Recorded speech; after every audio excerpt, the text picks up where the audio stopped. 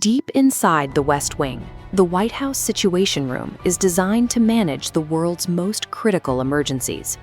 In the summer of 2026, top U.S. officials convened in this high-security facility for a meeting concerning a domestic crisis. Inside that room, the Vice President and top Justice Department officials reviewed unsealed civil allegations connecting the president to the Jeffrey Epstein files. The details of this sensitive meeting reached the public through the reporting of Jonathan Swan and Maggie Haberman, gaining access to the inner circle. Donald Trump has dismissed these accounts entirely, characterizing them as fabricated news. We are launching an independent audit to test these denials against verifiable evidence, undisputed actions, and the administration's own official silence. Determining the truth behind these allegations reveals whether the executive branch remains bound by institutional guardrails, or if it is operating under a new, unverified regime. The Situation Room meeting reportedly focused on a beta tracking website from the Department of Justice. Top officials were reviewing specific, uncorroborated civil claims of abuse that posed a significant political risk.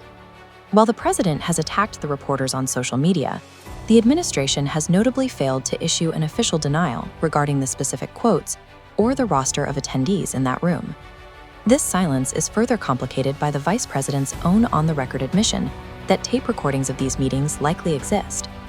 The administration's strategic silence regarding these highly specific details leaves the reporting unchallenged, indicating a prioritization of legal containment over public transparency. The shift in operational norms extends to foreign policy, where the Israeli Prime Minister used the Situation Room to pitch a regime change operation in Iran.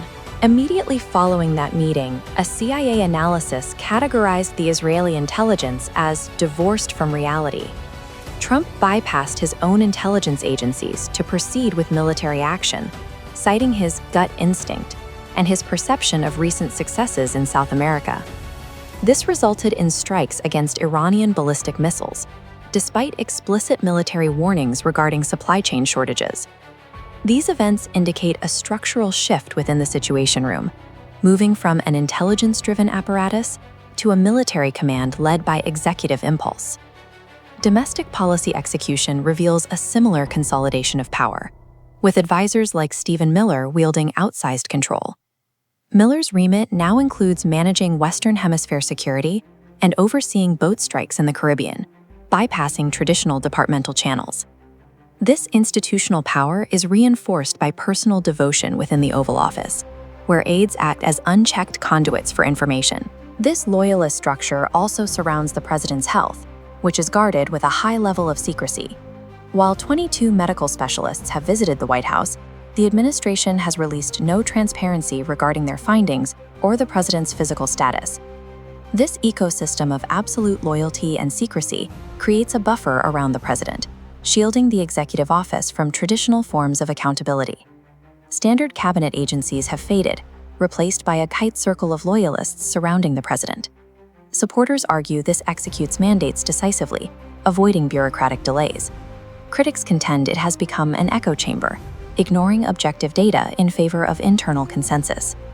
The HHN365 audit confirms the consolidation of executive power and a clear internal focus on managing personal civil liabilities. Details regarding the personal devotion of Oval Office aides are credible, though they remain unverified by official documentation. The long-term stability of foreign alliances remains disputed, as these relationships fluctuate based on the president's strategic needs. We find no evidence to support the president's claims that all reporting on internal administrative chaos is fabricated. The totality of the evidence confirms a regime change in the operational style of the American presidency today, an administration exceptionally skilled at secrecy, operating on personal loyalty rather than institutional accountability.